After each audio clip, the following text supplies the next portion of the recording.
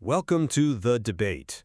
So if you walk into like a modern art gallery today, you expect stark lines, right? Challenging themes. Yeah, definitely. We expect art to ask the difficult questions, not to just give us the easy answers. Exactly. But if you see a perfectly realistic, softly lit painting of a sunset, your modern critical instinct is probably to just recoil. I mean, we call it kitsch. We call it emotionally manipulative. Right, because we want those rough edges left intact. We don't want to be spoon-fed comfort. Unquestionably. But what happens when that so-called kitsch outsells literally every critically acclaimed masterpiece of the decade? What happens when people leave that gallery, go home, and buy millions of prints of that softly lit sunset because, well, they're exhausted? Which is exactly what we are seeing with the book we're discussing today. Yes. Today, we are looking at a really profound divide between elite critical standards and actual public longing. And it's perfectly encapsulated by Allen Levy's Theo of Golden. It really is like the ultimate clash between highbrow literary aesthetics and mass-market sentimentality. It is. I mean, originally self-published by a first-time author in his 60s, this book just became a 2025 publishing phenomenon. Atria Books picked it up, and it rocketed to the #1 spot on the New York Times best-selling combined print and ebook fiction list. Yeah, and we're talking over 85,000 Amazon reviews. Plus those massive endorsements from, the Jen Hatmaker and Katie Couric book clubs. Huge endorsements. But, and this is the crux of it, if you look at it from a secular literary criticism standpoint, it actively defies almost every single rule of contemporary fiction, which is exactly why we're here. Does the overwhelming success of this unapologetically sentimental, religiously imbued novel prove that its style is a timeless literary tradition fulfilling a persistent human longing? Or do its structural clunkiness and old-fashioned tropes reveal it as an outdated, didactic artifact, one that secular literary critics are entirely right to be skeptical of? So my position today is that the novel's sentimental style and its intense focus on moral goodness isn't a flaw at all. I argue it's a timeless mechanism that successfully delivers the profound human connection readers are desperately craving right now. And I will be arguing that from a secular critical perspective, the novel's heavy-handed didacticism, its one-dimensional protagonist, and its reliance on regressive tropes make it an outdated and structurally flawed piece of literature, regardless of how many copies it sold. Okay, let's start with the sheer scale of the audience reception. Because look, I think it proves this isn't just some commercial fluke. It's definitely not a fluke. Right. It's a literary revival. Theo of Golden taps into an enduring appetite for the sentimental novel. I mean, look at the Goodreads ratings alone. It's sitting at a staggering 4.56. Which, honestly, is practically unheard of for contemporary literary fiction. Exactly. To put that in perspective, look at the critically acclaimed recent winners of major awards. David Saleh's Booker Prize-winning novel, Flesh, sits at a 3.74. Ouch. Yeah. And Rabi Al-Madin's National Book Award winner, The True Story of Raja the Gullible and His Mother, is at a 4.07. This isn't just a minor discrepancy. It is a massive chasm in how audiences actually receive these books. It's a chasm, sure. But, popularity doesn't equal literary merit. Well, but it points to a function the book is serving. Levi's old-fashioned focus on beauty, generosity, and this liberal-minded works not prayers Christianity successfully revives a 19th century tradition. We haven't seen it executed this effectively in decades. Just look at the core narrative device. You have Theo, an 86-year-old man who moves to a southern town, buys up local pencil portraits from a coffee shop, and then gives them back to the subjects in exchange for their life stories. Mechanically speaking, that is a brilliant, timeless structural mechanism for exploring human connection. See, I have to come at it from a completely different way. The book's commercial success absolutely does not excuse its execution, which is incredibly clunky. Clunky how? If you take the perspective of a skeptical, secular literary critic, this novel is just painfully sincere. It crosses the line into being aggressively didactic. The narrative itself has this remarkably baggy midsection that just sags under the weight of its own moralizing. You mean because it takes its time exploring each portrait recipient?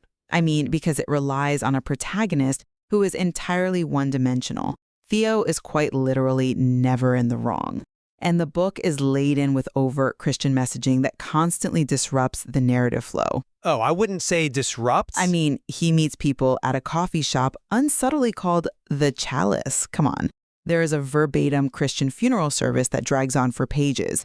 It uses jarring, outdated literary devices. So while it might act as a warm blanket of comfort for its readers, its total lack of nuance makes it undeniably passé and critically flawed as a work of art. But flawed implies it's trying to do what modern literature does and failing. I don't think it's trying to do that at all. Well, let's look specifically at how this book operates on a character level then, because that's where the flaws are most glaring. Let's talk about Theo. Okay, let's talk about Theo. If you're listening to this and rolling your eyes at the idea of a flawless 86-year-old wandering around fixing everyone's lives, you're experiencing exactly what a modern literary critic feels. Right, the cynicism. But the text goes out of its way to insist he isn't frail. He's young old. He's climbing 3 flights of stairs with suitcases, glowing with vigor. He has this mysterious wealth that he uses to act as like a wandering priest or a freelance therapist for the town of Golden. And it does it beautifully. But structurally, it breaks the novel. Because Theo lacks any internal conflict, the narrative lacks tension. He is a secular saint.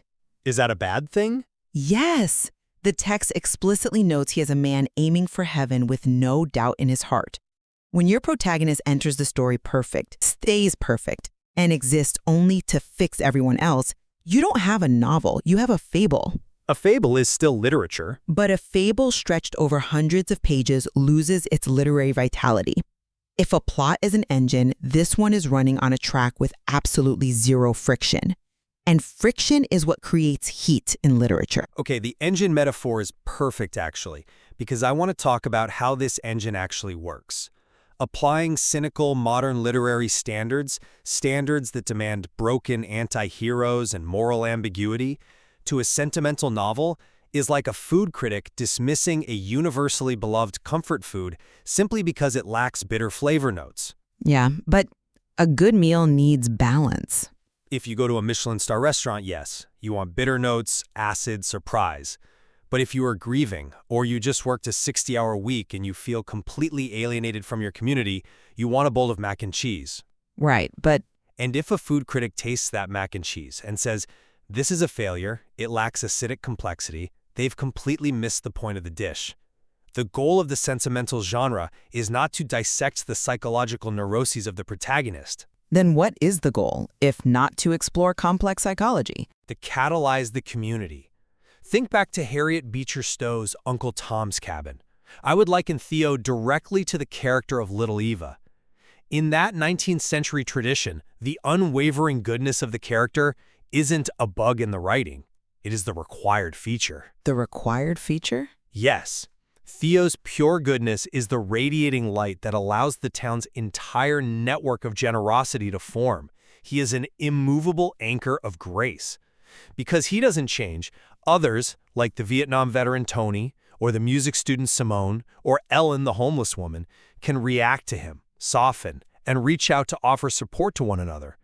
The friction isn't inside Theo. The friction is in the community around him. Look, that sounds nice in theory, but look at how it actually plays out in the text. You say he's a catalyst. He sends handwritten letters on fine paper to the portrait subjects calling himself a harmless old man, a toothless lion with only innocent intentions. Which is charming. And when they meet him, he simply listens and they are magically guided into unburdening their souls. 43 recipients. The text says almost all were grateful. All were told they were capable of saintliness. It feels entirely unearned. Unearned how? Because real human connection is fraught. It involves miscommunication, defense mechanisms, pushing back. By making Theo this infallible dispenser of perfect Christmas gifts and secret college funds, Levi bypasses the actual, difficult work of human relationships. I don't think he bypasses it. He does. It's a fantasy of connection without the cost of connection. It renders the emotional payoff cheap. I completely disagree that the payoff is cheap. The narrative question of Theo of Golden isn't, will Theo overcome his dark past? The question is, can the fragmented, hurting people of Golden allow themselves to be seen? But they do it so easily. Because when Theo tells them what he sees when he studies their faces in the pencil frames, he is offering them dignity. The efficacy of the sentimental protagonist is measured by the transformation of the town. He is illuminating a network of human reliance that was already there, just dormant. But wait, if we accept that his perfect morality is the engine, that engine is running on some incredibly rusty, outdated tracks. How so? Look at how the author actually views the world. If we are analyzing this as a modern piece of literature, there are massive record scratch moments in the text that a secular critic simply cannot ignore. Oh, you're referring to the stylistic choices with the secondary characters. It's way more than just stylistic choices. It is a worldview that feels locked in a bygone era.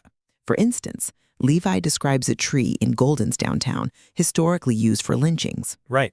To convey this, he quotes an old soul who witnessed it, and he writes this elderly Black person's dialogue using phonetically rendered African-American vernacular English. We're talking apostrophes for dropped syllables, phonetic spellings. Yeah, that is a practice modern writers, especially white writers, abandoned decades ago because of its historical ties to minstrelsy and caricature. It pulls you right out of the book. I will concede, it's definitely a jarring technique for a contemporary reader. And it doesn't stop there. The book leans on highly regressive subplots. The very first portrait recipient, Minonette, has a tragic backstory where her business-minded father convinces her to terminate a pregnancy for the sake of her career. Yes, which she regrets. And it absolutely tears her apart because her true desire is just to be a mother. It reads like a thinly veiled anti-abortion pamphlet. And then, look at the inciting incident for Kendrick the custodian. Okay. His daughter is in the hospital, and he gets into a car accident caused by a Guatemalan immigrant who is explicitly described in the text as an illegal and a little man. What? These aren't just old-fashioned tropes. They are actively harmful stereotypes that completely undermine this supposed universal, beautiful morality you're talking about. Look, I won't pretend those descriptive choices aren't eyebrow-raising. They undeniably reflect the author's older, deeply traditional sensibilities. But you have to look at the mechanics of the resolution, not just the setup. The resolution? Yes. You have to weigh those descriptive missteps against the novel's actual structural moral conclusions. I'm sorry, but how does the conclusion justify calling a character an illegal? Let's look closely at that exact storyline with the Guatemalan immigrant. If this were truly a regressive, reactionary novel, that character would be vilified and punished. He caused a crash that kept a father from his sick daughter, but what actually happens? He gets let off the hook. The narrative strips away the xenophobia. We learn the immigrant is a hardworking bricklayer with no criminal record who fell asleep at the wheel because he was desperately trying to get back to his own little girl who was a cancer patient. Right, he has to be the perfect tragic victim. But listen to the moral climax of that subplot. It doesn't punish him. Kendrick's grandmother advises Kendrick to choose mercy over justice. She says, baby, they's justice and they's mercy. If you're not sure what to do and you got to choose one or the other, I say always go the mercy way. If you make a mistake, make it for mercy. Bad mercy don't hurt nearly like bad justice. It's a nice sentiment, sure. It is more than a sentiment. Kendrick forgives him, the driver gets time served, and Theo, anonymously, pays for the man's defense lawyer. Why does that line hit readers so hard? Because we live in a highly punitive culture right now. Everyone wants justice, which usually means punishment. This book demands radical empathy. But don't you see the problem there? The fact that the immigrant has to be a flawless, tragic martyr with a cancer-stricken child just to be worthy of that mercy proves my point about the lack of nuance. I don't think it lacks nuance at all. The author cannot imagine granting grace to someone who is actually flawed or made a reckless mistake. They have to be circumstantially perfect victims. It's a very conditional kind of empathy. I think it proves that the overriding ethic of the novel is restorative action. It operates on a liberal-minded Christianity that emphasizes grace. The text demands that the aggrieved party looks at the man who shattered his family and sees a fellow suffering human being. I hear you, but that is a deeply humane core. So while the language used to set up the pins might be uncomfortably dated, the way the novel knocks them down is profoundly progressive. I'm sorry, but I just don't buy that, and I'll tell you why. Even if we assume for a second that the ultimate message is one of mercy, the explicit delivery mechanism of this morality is unbearable.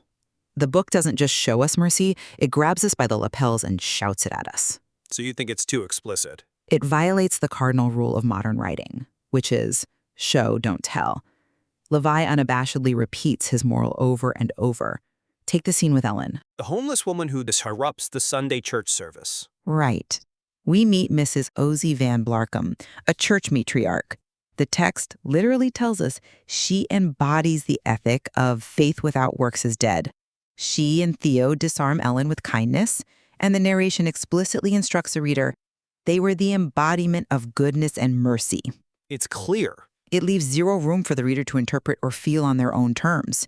It dictates the conclusion. It's not literature at that point. It's an instruction manual. It's operating in the tradition of moral clarity, not ambiguity. It's operating in the tradition of a Sunday school lesson. Look at how Theo heals from his own past grief.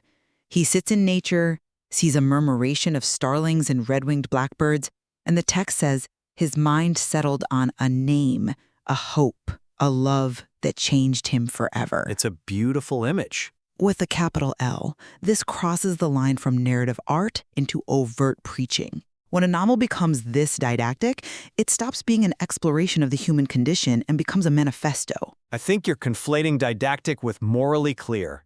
I would argue that the modern literary allergy to didacticism has created a massive vacuum in the cultural landscape, and books like Theo of Golden are rushing to fill it.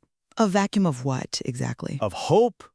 Post-World War II literature essentially trained us to think that only cynicism is intellectually serious. If you write about a weeping child, it's kitsch. If you write about a bleeding soldier, well, it's high art. That's a bit reductive. But it's true.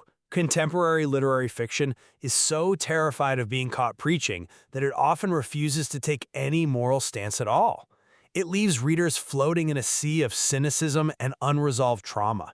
Readers are clearly longing for a depiction of faith and morality where goodness actually wins. But do we have to sacrifice artistic complexity to get there? What secular critics dismiss as clunky didacticism, everyday readers recognize as a genuine, unapologetic reverence for beauty and human dignity. And it's not just religious reverence in this book, by the way. It's an anti-modern reverence for the arts that permeates the whole story. Right, the music. Yeah, these characters bond over classical music. They talk about Pablo Casals, Antonin Dvorak, Aaron Copland. They read Eudora Welty. They view beautiful spaces, like the fancy dining room at Thanksgiving, not as a pretentious waste of space, but as a holy of holies, to be entered reverently. Right. Classical music good, smartphones bad. Levi is preaching a return to earnestness. He is arguing that beauty and kindness are objective realities that we should unabashedly pursue. And frankly, the fact that tens of thousands of people rush to say, yes, this is what I've been looking for, suggests that the secular critic's mandate to show, not tell, might be an arbitrary rule, one that completely ignores a primal human desire to be guided toward hope. Look, that is a fascinating sociological observation. Truly, it explains the phenomenon. But sociology is not literary criticism. Well, the issue with this earnestness is that it oversimplifies reality. You mentioned the smartphone's bad angle. Look at the only truly irredeemable character in the book, Pierce. He's described as an avaricious smartphone addict who exploits his workers. he is the antagonist, yes. But it's such a lazy caricature of modernity. It's a binary worldview. A truly great novel about mercy would test that mercy against complex, realistic malice. It wouldn't just test it against a cartoon villain on a smartphone or a tragic, unavoidable car accident caused by a saintly father. The structure of the novel constantly bends reality to make the didacticism go down smoothly. Sincerity does not automatically excuse structural flaws. Well, as we draw this discussion to a close, my position remains that Theo of Golden represents a triumphant validation of the sentimental novel.